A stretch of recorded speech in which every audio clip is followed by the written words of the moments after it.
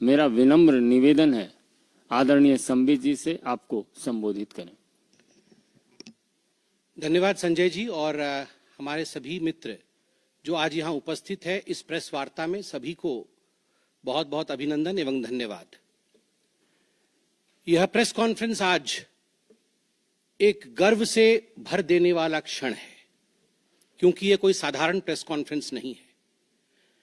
मैं बैठा जरूर भारतीय जनता पार्टी के कक्ष में हूं, हेड ऑफिस में हूं, मगर मुझे लगता है मैं केवल एक भारतीय जनता पार्टी के प्रवक्ता के नाते नहीं, केवल भारतीय जनता पार्टी के एक सांसद या कार्यकर्ता के नाते नहीं, एक भारतीय के नाते, एक इंडियन के नाते आज ये प्रेस कॉन्फ्रेंस कर रहा हूं। क्योंकि जिस प्रकार का टेरर डेमोलिशन, जिस प्रकार आतंकवाद का खात्मा बीते कुछ दिनों में हमने भारतवर्ष में देखा है, भारतवर्ष ने जिस प्रकार से पाकिस्तान में आतंकी अड्डों को ऑपरेशन सिंदूर के माध्यम से समाप्त किया है, वह अपने आप में पूरे विश्व में एक संदेश भेजता है, एक निर्णायक संदेश। आतंकवाद के खिलाफ लड़ाई के विरोध, आतंकवाद के खिलाफ एक निर्णायक संदेश। इसलिए आज का ये प्रेस कॉन्फ्रेंस, इसको संबोधित करते हुए मुझे गर्व की अनुभूति हो रही है। अदम्य साहस का परिचय दिया है भारत की सेना ने, अदम्य साहस।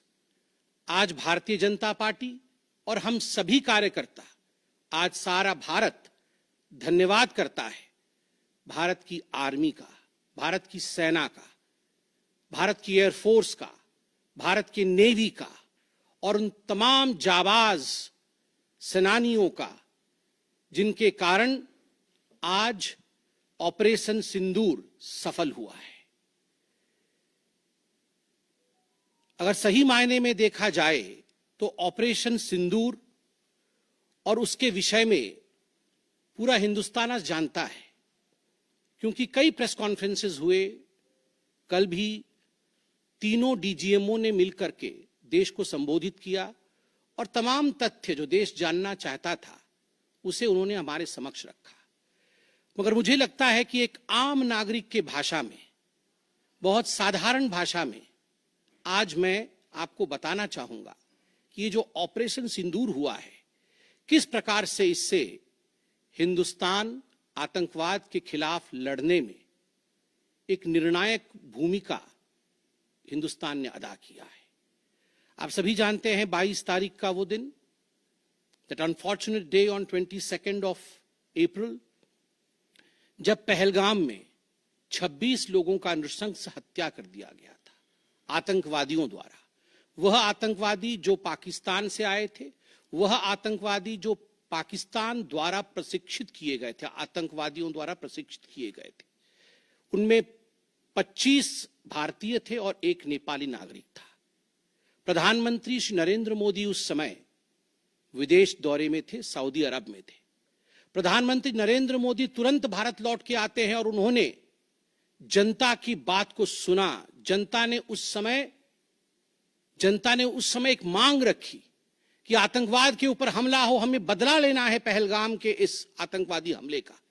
प्रधानमंत्री ने बिहार की भूमि से ऐलान किया और यह वादा किया कि मैं वादा करता हूं कि जो आपकी इच्छा है कि आतंकवाद के खिलाफ हमला होगा, हम पहलगाम के इस आतंकवादी हमले का बदला लेंगे। We will avenge the death of 26 people. प्रधानमंत्री ने कहा यह जो बदला होगा यह आतंकवादियों के कल्पना से बाहर का बदला होगा, और जो बदला हुआ वो आतंकवादियों के कल्पना के बाहर का बदला था। प्रधानमंत्री जी ने कहा कि हम घुस के मारेंगे और मिट्टी में मिलाएंगे आतंकवादी के ठिकानों को, और आतंकवादियों के ठिकानों को प्रधानमंत्री नरेंद्र मोदी जी के निर्णय ने और हमारे सेना के अदम्य साहस ने मिट्टी में मिलाने का काम किया। यह वादा प्रधानमंत्री नरेंद्र मोदी जी का था। 22 तारीख से 7 मई तक लगभग ये 14 दिन आप सभी ने देखा पूरे भारतवर्ष में एक प्रकार से एक माहौल टेंशन का था, प्रेशर का था कि तुरंत निर्णय किया जाए, तुरंत एक्शन में आया जाए। बहुत सूझबूझ के साथ, सोच समझ करके, स्ट्रैटेजी के साथ पाकिस्तान भी जानता था कि हमला होगा। एयर स्ट्राइक पहले हो चुका था, किस प्रकार सर्जिकल स्ट्राइक पहले हो चुकी थी।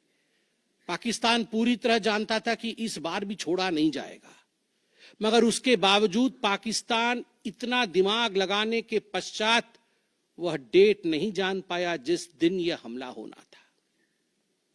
22 तारीख से 7 तारीख के बीच में कुछ नॉन मिलिट्री एक्शंस जिन्होंने पाकिस्तान को कमजोर किया, वह प्रधानमंत्री नरेंद्र मोदी जी ने और भारत की सरकार ने लिया। ये जो ऑपरेशन सिंदूर है, इसका एक मिलिट्री पोर्शन है तो एक नॉन मिलिट्री पोर्शन भी है। और नॉन मिलिट्री पोर्शन में सबसे बड़ी बात इंडस वाटर ट्रीटी, जो सिंधु नदी समझौता 1960 का था, उसे स्थगित किया गया, अबेयंस में रखा गया। आप सभी जानते हैं लगभग 90% पाकिस्तान जो है इसी पानी पर निर्भर करता है। लगभग 80% उनका जो कृषि है इस पानी पर निर्भर करता है। इस पानी को यदि रोक दिया जाए तो पाकिस्तान की 1/4 जीडीपी गिर जाती है। इस पाकिस्तान को अगर इस पानी से वंचित रखा जाए तो पाकिस्तान के हालात वैसे होंगे कि उनकी जीडीपी लुढ़केगी, कृषि लुढ़केगा। केवल कृषि और जीडीपी नहीं, उनके पावर कट्स होंगे और इस प्रकार का माहौल पाकिस्तान में पैदा होगा कि पाकिस्तान एक फ्रजाइल स्टेट के रूप में, अभी भी फ्रजाइल है, और फ्रजाइल स्टेट के रूप में वो सामने आएगा। झेलम और चनाब अब संपूर्ण रूप से भारत सरकार के अधिकार में है, अधिकार क्षेत्र में है। और जिस प्रकार से यहां हम बांध बनाने की और रिवर को आगे बढ़ाने की बात कर रहे हैं, नए रिजर्वॉयर, इरिगेशन और हाइड्रो पावर से जम्मू कश्मीर, लद्दाख, पंजाब एवं हरियाणा, इन राज्यों को बहुत फायदा मिलने वाला है। ये कहा गया कि पानी और खून एक साथ नहीं बहेगा। मित्रों, जरा सोच के देखिए, 50 वर्षों तक जो संभव नहीं हुआ था, किसी भी युद्ध में यह संभव नहीं हुआ था कि इंडस वाटर ट्रीटी को रोक दिया जाए। जो संभव नहीं हुआ था वह असंभव काम संभव हुआ इस बार। अटारी वाघा बॉर्डर को भी रोक दिया गया। दोनों देशों के बीच में कोई ट्रेड नहीं होगा और इसका खामियाजा कोई भुगतेगा तो वो पाकिस्तान की इकोनॉमी भुगतेगी। इसके साथ ही जिन लोगों के पास पाकिस्तान का वीजा था और वो हिंदुस्तान में, पाकिस्तान के नागरिक जो हिंदुस्तान के वीजा के साथ भारतवर्ष में रह रहे थे, उन सब को बाहर निकाला गया। पाकिस्तान का कोई भी आर्टिस्ट, कोई भी परफॉर्मेंस वो भारतवर्ष में नहीं हो सकता है। इस प्रकार के कड़े प्रतिबंध पाकिस्तान के ऊपर लगाए गए। माननीय प्रधानमंत्री श्री नरेंद्र मोदी जी ने लगभग 20 देशों के राष्ट्राध्यक्षों से सीधी बातचीत की। How to isolate Pakistan, how to fight against terrorism. और सबसे बड़ी बात है, तमाम देशों ने भारत का समर्थन किया।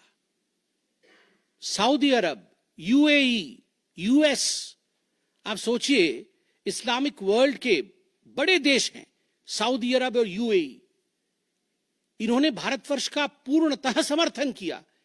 जिस समय पहलगाम का हमला हुआ था, माननीय प्रधानमंत्री सऊदी अरब में थे। सऊदी अरब के अपने दौरे को जब वो छोड़ के आए, तब उनको वहां एश्योरेंस दिया गया कि आप जाइए, हम आपके साथ खड़े हैं, वी सपोर्ट यू, हम टेरर के खिलाफ आपके साथ कंधे से कंधा मिला के लड़ेंगे। Pakistan was isolated.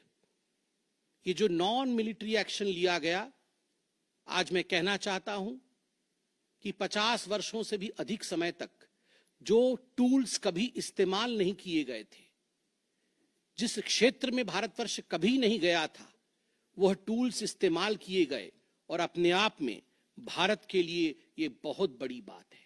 बहुत बड़ी बात है कि इंडस वाटर ट्रीटी को रोका गया। 20 से अधिक देशों का समर्थन, आतंकवाद के खिलाफ एक निर्णायक हमले की तैयारी, और 6 और 7 मई 2025 उस रात निर्णायक हमला होता है आतंकवाद के ऊपर। सभी जानते हैं कि 9 आतंकवादी ठिकाने जो पीओजेके में थे और पाकिस्तान में थे, उन्हें ध्वस्त किया गया। यह ऑपरेशन सिंदूर एक बहुत बड़ा दायरा तय करता है। इसने पूरे विश्व को दिखाया कि भारतवर्ष क्या कर सकता है। ऑपरेशन सिंदूर ने दिखाया कि केवल एलओसी नहीं, इंटरनेशनल बॉर्डर के पार जाके भी भारत पाकिस्तान के अंदर किसी भी टारगेट को प्रिसाइसली उस पर हमला कर सकता है और आतंकवाद के खौफ को समाप्त कर सकता है। इस पूरे ऑपरेशन का लक्ष्य क्या था, इसे समझने की आवश्यकता है। लक्ष्य क्या था? क्या हमने लक्ष्य की पूर्ति की? What was the aim of operation Sindoor? Did we achieve what we aimed for? क्या लक्ष्य था? नंबर 1 लक्ष्य था आतंकवादी ठिकाने जो दूर दराज इलाके में है पाकिस्तान में, जहां आज तक कोई नहीं पहुंच पाया, जहां आज तक पाकिस्तान के आतंकवादियों को लगता था कि वो सुरक्षित हैं, वहां तक पहुंचना यह लक्ष्य था। दूसरा लक्ष्य था आतंकवादियों को ढेर करना, मार देना। तीसरा लक्ष्य था इन टारगेटों को जमींदोज करना, उन्हें मिट्टी से मिला देना। चौथा लक्ष्य था इस पूरे काम को करते हुए कोई भी सिविलियन, उसके ऊपर किसी प्रकार से कोई इंजुरी नहीं होना। और अंतिम लक्ष्य था किसी प्रकार के मिलिट्री, जो पाकिस्तान का मिलिट्री या सैन्य बेस हो, उसके ऊपर हमला नहीं करना। अर्थात यह लड़ाई आतंकवाद के खिलाफ थी। यह लक्ष्य था ऑपरेशन सिंदूर का। This was a fight against terrorism and terrorists.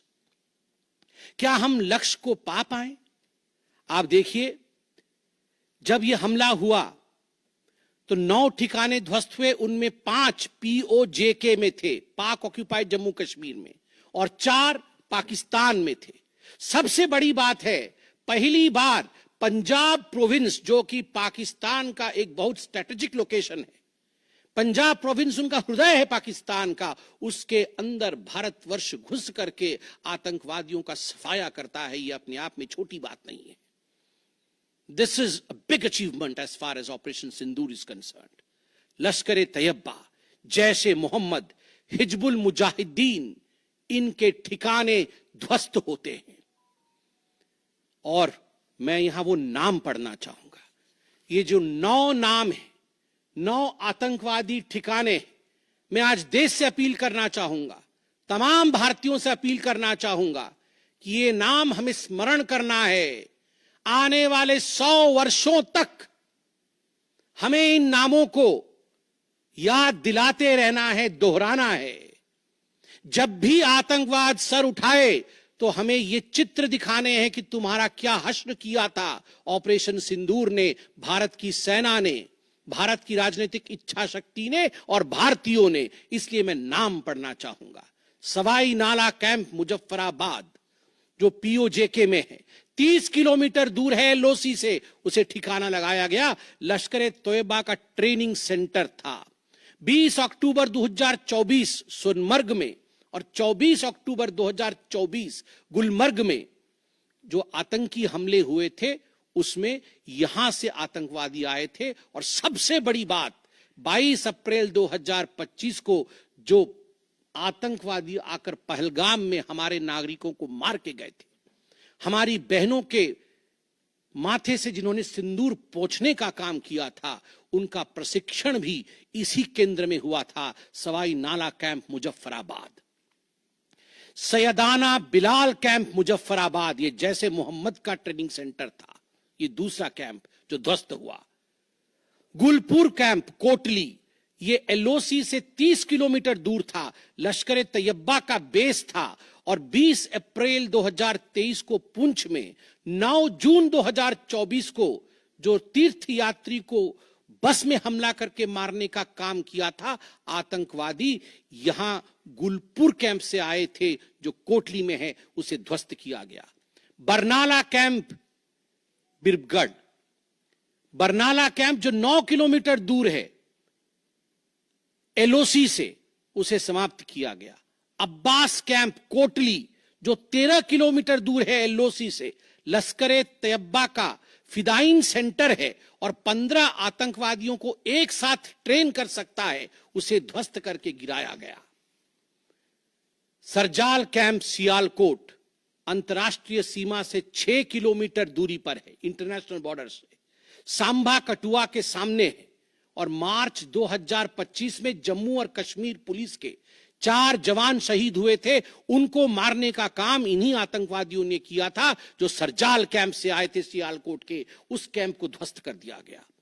Mahmuna जाया कैंप सियालकोट, जो कि 12 से 18 किलोमीटर इंटरनेशनल बॉर्डर से दूर है, मैं एलओसी की बात नहीं कर रहा हूं, इंटरनेशनल बॉर्डर से, और हिजबुल मुजाहिदीन का अड्डा है, बहुत बड़ा कैंप है। कठुआ और जम्मू क्षेत्र में जो भी आतंकवादी गतिविधि होती है, सियालकोट के इस मजनूमा जाया कैंप से आतंकवादी भेजे जाते हैं। भारतवर्ष ने उसे ध्वस्त किया। मरकज तैयबा मुरीद के, जो कि अंतर्राष्ट्रीय सीमा से 18 से 25 किलोमीटर दूर है, 2008 के मुंबई का जो हमला हुआ था, 26/11 के नाम से जिसे हम जानते हैं, उसमें जो आतंकवादी आए थे, अजमल कसाब और डेविड हेडली, उनकी ट्रेनिंग मरकज तैयबा मुरीद के में हुआ था। और आज मैं फक्र के साथ कह सकता हूं, गर्व के साथ कह सकता हूं कि भारत की सेना ने, भारत की राजनीतिक इच्छा शक्ति ने और भारतीयों ने मरकज तैयबा मुरीद के को ध्वस्त किया है, समाप्त किया है। मरकज सुभान अल्लाह बहावलपुर इंटरनेशनल बॉर्डर से 100 किलोमीटर की दूरी पे है। विश्व में किसी ने ऐसा नहीं सोचा होगा, पाकिस्तान ने तो सपने में भी नहीं सोचा होगा कि भारत की सेना के पास, भारत की एयरफोर्स के पास और भारत के राजनेताओं के पास ऐसी इच्छा शक्ति होगी कि इंटरनेशनल बॉर्डर से 100 किलोमीटर दूर घुस के वो हमारे आतंकी अड्डे को ध्वस्त कर सकते हैं। मरकज सुभान अल्लाह, जो कि जैशे मोहम्मद का मुख्यालय था, उस मुख्यालय को भारत की वायुसेना ने ध्वस्त किया। यह कोई छोटा विषय नहीं है। यह बहावलपुर एक ऐसा स्थान है जहां यूनाइटेड स्टेट्स, यूएस भी अपने ड्रोन नहीं भेज पाया था। उस जगह पे भारत घुस के मारता है। आज का भारत, आज का नया भारत यही है। ये नाम, जो 9 नाम मैंने पढ़े, हमें याद रखने चाहिए, मगर उन नामों के साथ मैं कुछ और भी बताना चाहता हूं। जो आतंकवादी मारे गए, एक लक्ष्य था आतंक के ठिकानों को, आतंक के अड्डों को सफाई करना, ध्वस्त कर देना। दूसरा लक्ष्य था ऑपरेशन सिंदूर का, आतंकवादियों को चुन चुन कर मारना, उन्हें मिट्टी में मिलाना। 100 से अधिक आतंकवादी मारे गए, 100 से अधिक। मैं कुछ आतंकवादियों के नाम पढ़ता हूं जिनको कि हम डिस्कस करते थे डिबेट्स में, टीवी पे, यूएन में, जिनको कि यूएस ने भी कंडेम कर रखा था। मैं नाम पढ़ रहा हूं। मुदस्सर कादियान खास उर्फ मुदस्सर उर्फ अबू जुंदाल। अबू जुंदाल नाम से हम जानते थे इस आतंकवादी को। और जो लश्कर तैयबा का आतंकवादी था, वो मरकज तैयबा का जो मुरीदके में है, उसका इंचार्ज था। जब वो मरा तो उसके गार्ड ऑफ ऑनर, उसका जो जनाजा निकला, उसमें पाकिस्तान के आर्मी के अधिकारी थे, पाकिस्तान आर्मी के चीफ थे, पंजाब सीएम मरियम नवाज भी उसमें रही। आप सोचिए, ये एक सरकारी जमीन पर हुई और तमाम बड़े लोग, सरकारी लोग पाकिस्तान के उसमें शामिल हुए, जिससे कि यह सिद्ध होता है कि terror and the sponsors of terror are hand in glove together. आतंकवादी और जो आतंकवादियों को बढ़ावा देने वाले, वो एक साथ काम करते हैं। दूसरा, हाफिज मोहम्मद जमील, ये जैशे मोहम्मद का आतंकवादी है। ये ब्रदर इन लॉ, साला था मौलाना मसूर अजहर का, और इंचार्ज था मरकज सुभान अल्लाह बहावलपुर का, वह भी मारा गया। तीसरा आतंकवादी मोहम्मद यूसुफ अजहर उर्फ उस्ताद जी उर्फ मोहम्मद सलीम उर्फ घोशी साहब, जैसे मोहम्मद का नामी आतंकवादी, और यह भी मौलाना मसूद अजहर से जुड़ा हुआ था और यह वेपन ट्रेनिंग देता था जैशे मोहम्मद का। और सबसे बड़ी बात, IC 184 के हाईजैकिंग में इसका हाथ था। IC 814 IC-814 के हाईजैकिंग में इसका हाथ था, वह भी मारा जाता है। चौथा आतंकवादी खालिद उर्फ अबू अक्स का। खालिद ये लश्कर तैयबा का आतंकवादी था, फैसलाबाद में मारा गया और वहां उसका फ्यूनरल होता है। अब मैं ये तस्वीर दिखाना चाहूंगा, आप ये तस्वीर देखिए। ये तस्वीर कोई साधारण तस्वीर नहीं है, यह तस्वीर है उन आतंकवादियों का जिनका जनाजा निकला। और इस तस्वीर में मैं दिखाना चाहूंगा कि ये जो खड़ा है सामने व्यक्ति, इस व्यक्ति का नाम है, ये LET का कमांडर है, लश्कर तैयबा का कमांडर है, अब्दुल रऊफ। अब्दुल रऊफ जो खुद एक स्पेशली डेजिग्नेटेड ग्लोबल टेररिस्ट, जिसको यूएस के ट्रेजरी बेंच ने डेजिग्नेट कर रखा है, अमेरिका के ट्रेजरी बेंच ने इसे आतंकवादी घोषित कर रखा है, वह सामने खड़ा है जनाजे में। और उसके पीछे जो खड़े हैं, मैं एक एक करके नाम पढ़ता हूं। लेफ्टिनेंट जनरल फैयाज हुसैन शाह, जो कि लेफ्टिनेंट जनरल है पाकिस्तान आर्मी के। मेजर जनरल राव इमरान सरताज, जो कि मेजर जनरल है पाकिस्तान आर्मी के। ब्रिगेडियर मोहम्मद फुरकान शब्बीर, पाकिस्तान आर्मी के। Doctor Usman Anwar, IGP Punjab. और Malik Sohaib Ahmed Barth, member of provincial assembly of Punjab. ये बड़े बड़े लोग, तथाकथित सरकार के बड़े बड़े लोग पाकिस्तान के आतंकवादियों के जनाजा में शामिल होने आए हैं। और जनाजे को लीड कर रहा है एक आतंकवादी, डेजिग्नेटेड आतंकवादी। और आप देखिए ये बिफोर और आफ्टर, ये जितने भी मैंने आपको अभी आतंकवादी ठिकानों का नाम बताया, किस प्रकार उनकी परिस्थिति थी और क्या उनकी परिस्थिति हुई, यह इस तस्वीर से हम देख सकते हैं। तो उद्देश्य में बता रहा था, ऑपरेशन सिंदूर का उद्देश्य बहुत स्पष्ट था। उसका उद्देश्य था आतंकवाद के ठिकाने को ध्वस्त करना, आतंकवादियों को मारना और आतंकवाद के खिलाफ एक संदेश भेजना। और उसमें हम सफल हुए। पहली बार एक बात पूरे विश्व ने देखा कि पाकिस्तान का हर इंच भारत के पहुंच के अंदर है। कोई कोना पाकिस्तान का ऐसा नहीं है जो भारत के पहुंच से बाहर हो। और आप सोच के देखिए, पाकिस्तान का एयर डिफेंस सिस्टम फेल हो जाता है। पाकिस्तान का एयर डिफेंस सिस्टम फेल हो जाता है। जिस समय 6 और 7 के रात के बीच ये पूरी कार्यवाही हो रही थी, रफाल विमान द्वारा स्काल्प और हैमर मिसाइल्स के माध्यम से 23 मिनट के अंदर, 23 मिनट्स के अंदर एक विंडो था, जिस विंडो के अंदर ये 9 के 9 आतंकवादी ठिकाने उन्हें ध्वस्त कर दिए गए। 23 मिनट में पूरा विश्व ने देखा कि भारत क्या कर सकता है। मुझे लगता है पूरे विश्व में इस प्रकार से 23 मिनट के अंदर इतने प्रेसिशन के साथ आतंकवादी ठिकानों पर हमला किसी देश ने पहले किया होगा। और जब यह पूरा एक्सरसाइज समाप्त हुआ, उसके बाद जब हमारे MEA ने, हमारी आर्मी ने प्रेस कॉन्फ्रेंस किया, तो उसमें कुछ 4 शब्द बहुत महत्वपूर्ण थे।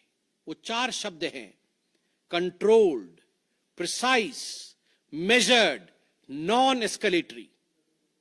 हमने ये जो 9 अड्डे ध्वस्त किए, वो कंट्रोल्ड तरीके से ध्वस्त किए। प्रिसाइज, कोई सिविलियन अड्डा या कोई मिलिट्री टारगेट नहीं था, प्रिसाइज टारगेट था, आतंकवादी ठिकाने, उनको ध्वस्त कर दिए। मेजर्ड, जितना ध्वस्त करना था उतना ध्वस्त किया, उसके अगल बगल के किसी स्ट्रक्चर को ध्वस्त नहीं किया। जहां आतंकवादी थे उनके ठिकाने में घुस के उनको मार के निकले। और नॉन एस्केलेटरी मतलब युद्ध को बढ़ाने वाला नहीं, नॉन एस्केलेटरी, क्योंकि the primary escalation was Pahalgam. जो मूल एस्केलेशन था वो 22 अप्रैल को पहलगाम में पाकिस्तान ने किया था। हमने रिएक्ट किया नॉन एस्केलेटरी। ये 4 शब्द अपने आप को परिभाषित करते हैं कि ऑपरेशन सिंदूर का लक्ष्य क्या था।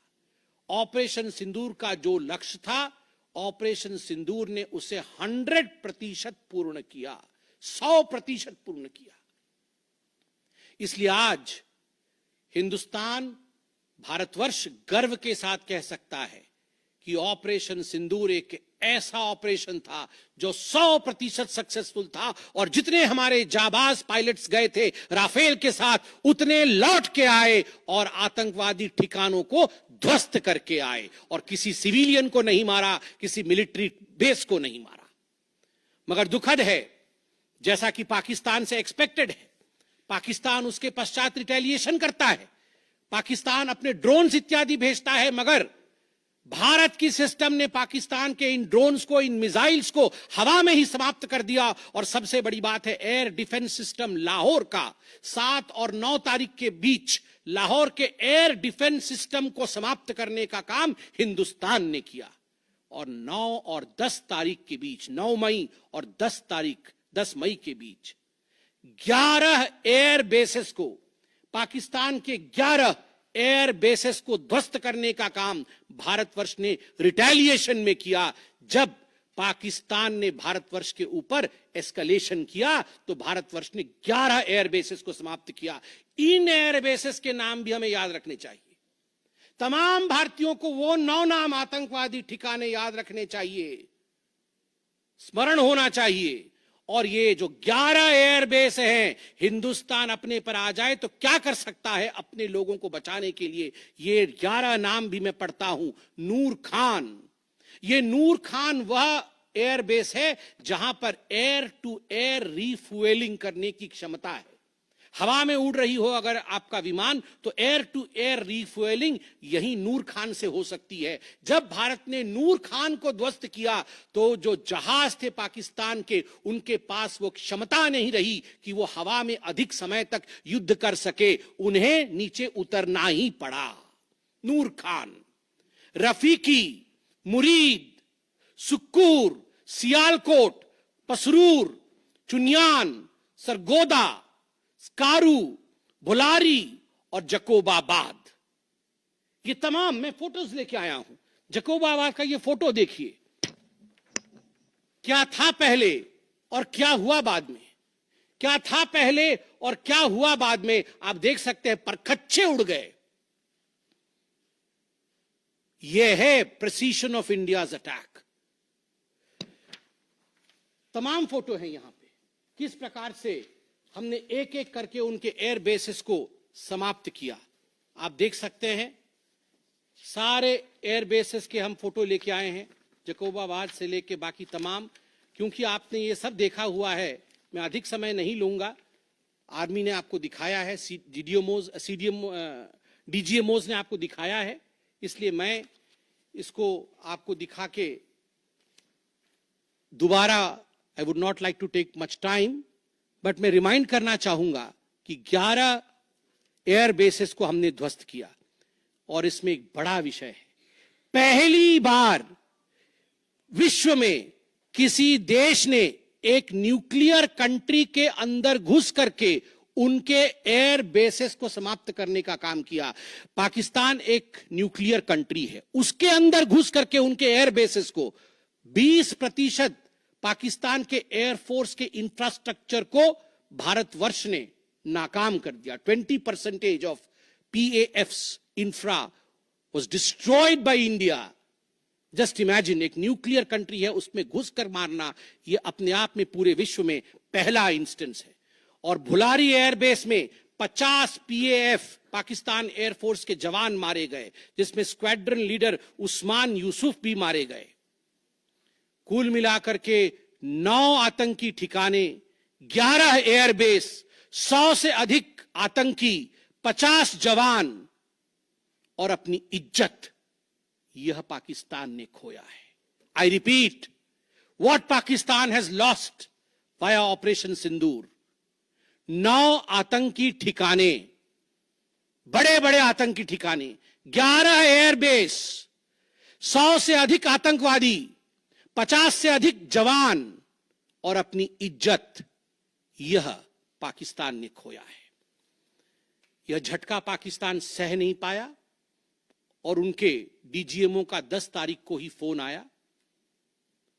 और उसके पश्चात मैं कहूंगा यह सीज फायर नहीं, ये एक अंडरस्टैंडिंग है। ये एक अंडरस्टैंडिंग है कि यदि भविष्य में किसी प्रकार का कोई भी आतंकी हमला होता है तो ये अंडरस्टैंडिंग तोड़ दी जाएगी। हमने करके दिखाया है। जो पहले कभी नहीं हुआ था वो हुआ है इस बार। अंदर घुस के मारा है हमने। ये एक अंडरस्टैंडिंग है। और सबसे बड़ी बात है, पाकिस्तान में उनके मौलाना, उनके मौलवियों ने पाकिस्तान का साथ नहीं दिया, मगर हिंदुस्तान की एकता देखिए, हिंदुस्तान का भाईचारा देखिए। पूरा देश एक होकर खड़ा हुआ। पूरा देश सेना के पीछे, सेना के अदम्य साहस के पीछे, हमारी राजनीतिक इच्छा शक्ति के पीछे पूरा भारत एक होकर खड़ा हुआ।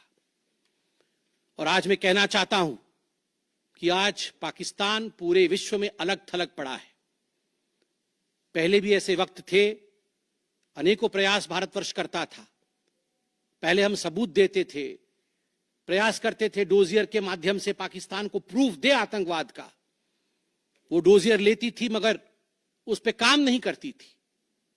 मगर आज नए भारतवर्ष ने पाकिस्तान को बख्शा नहीं है। आतंकवाद के खिलाफ एक निर्णायक लड़ाई हुई है और प्रधानमंत्री जी ने स्पष्ट कहा है, वहां से यदि गोली आती है तो यहां से गोला जाएगा।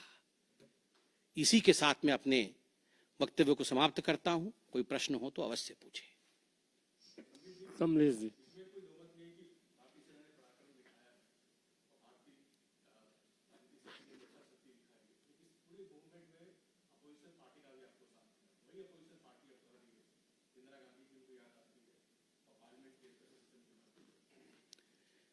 देखिए, मुझे लगता है आज का दिन पूरे भारत का दिन है। मैं ऐसा नहीं कहूंगा कि आज मैं भारतीय जनता पार्टी के प्रवक्ता के नाते कह रहा हूं। मैंने शुरू में ही कहा था, आज मैं भारतवर्ष के एक साधारण नागरिक के रूप में जो अदम्य साहस हमारे सेना ने दिखाया है उसका विवरण किया।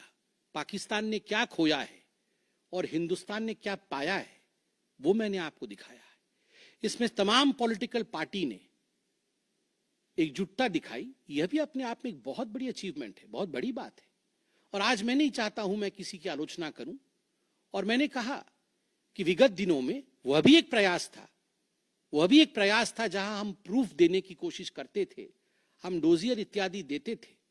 हम 26/11 भी हुआ था, उस समय भी हमने प्रयास किया था कि हम पाकिस्तान को समझाएं कि देखो तुम्हारे आतंकी आके क्या कर रहे हैं हमारे देश में। मगर पाकिस्तान मानता नहीं था। पाकिस्तान को लगता था कि they can take India for granted. मगर अब परिस्थिति बदले हुए हैं।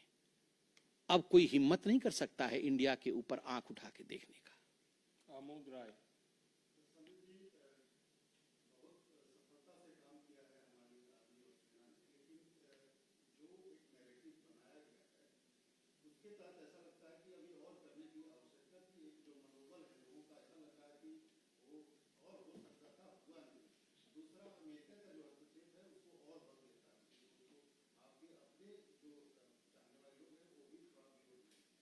आपके दो प्रश्न हैं। पहला प्रश्न है कि बहुत सारी सफलताएं रहीं मगर लोगों के मन में और की इच्छा थी। दूसरा प्रश्न हस्तक्षेप को लेकर है। मैं दोनों का सटीक उत्तर दूंगा। नंबर 1, मैंने आपको इस प्रेस कॉन्फ्रेंस के माध्यम से आरंभ में ही बता दिया कि ऑपरेशन सिंदूर का लक्ष्य क्या था। ऑपरेशन सिंदूर के जो लक्ष्य थे, जो लक्ष्य परिलक्षित थे, वो प्रधानमंत्री जी ने डे 1 को ही बता दिया था। आतंकवाद के ऊपर हमला, कल्पना से परे सजा आतंकवादियों को, चुन चुनकर मारना और उनके अड्डों को ध्वस्त करना। और सेना के अदम्य साहस ने यह करके दिखाया। आतंकवादी अड्डे ध्वस्त हुए, आतंकवादी मारे गए। यह हमारा परिलक्षित लक्ष्य था। हमने अपने लक्ष्य को प्राप्त किया। और जिस समय एस्केलेशन भी नहीं हुआ था उससे पहले ही हमने वो जो 4 शब्द प्रयोग किए, जिसका मैंने यहां विवरण रखा कि कंट्रोल्ड था, मेजर्ड था, प्रिसाइज था, नॉन एस्केलेटरी था, तो भारतवर्ष ने अपने लक्ष्य को पहले से ही निर्धारित किया हुआ था। इसलिए आपका यह कहना कि कुछ और होना था, मुझे लगता है कि हमने जो करना था वो हमने पहले भी कहा, करके भी कहा और उसे 100% हासिल किया। Operation Sindoor was 100% successful operation. 100% सफलतापूर्वक किया गया एक मुहिम था, एक ऑपरेशन था ऑपरेशन सिंदूर। जनेंद्र,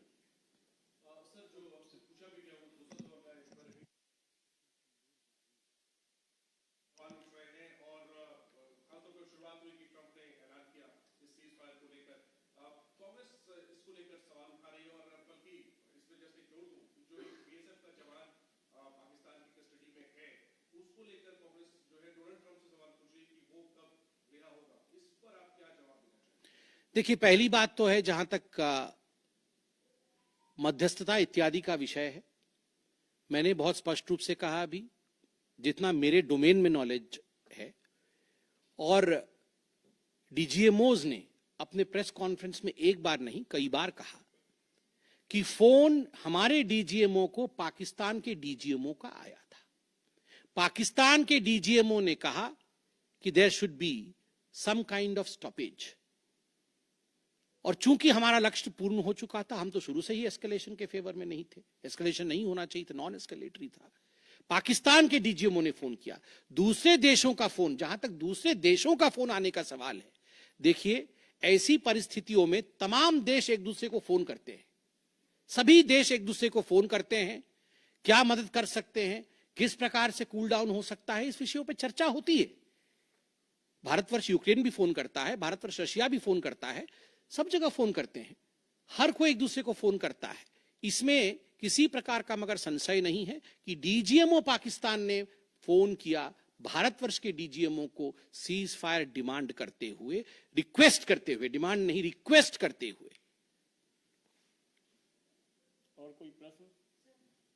दृष्टि, एक मिनट सर, एक मिनट दे जवाब दे दूंगा।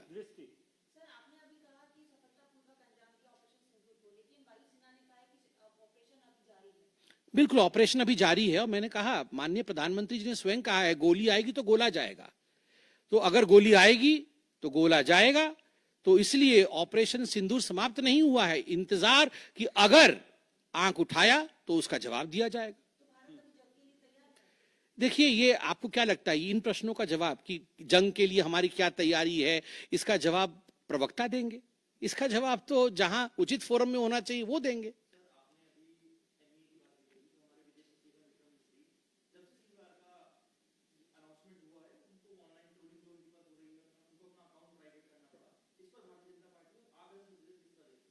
देखिए, मैं बहुत स्पष्ट रूप से बता दूं, ये आज की जो प्रेस कॉन्फ्रेंस हो रही है, ऑपरेशन सिंदूर को लेकर हो रही है, उसके सफलता को लेकर हो रही है, और तमाम लोग जो ऑपरेशन सिंदूर से जुड़े हुए थे, चाहे वो सेना हो, चाहे वो हमारी राजनीतिक घटक हो, चाहे वो हमारे ब्यूरोक्रेट्स हो, उन सभी का सलाम है। उन सबको हम रेस्पेक्ट के साथ देखते हैं। और सही बात है, सोशल मीडिया एक टूल जरूर है, मगर सोशल मीडिया के आधार पर यह कह देना कि किस प्रकार से देश आगे बढ़ेगा, ये निर्णय नहीं हो सकता है। बहुत बहुत धन्यवाद।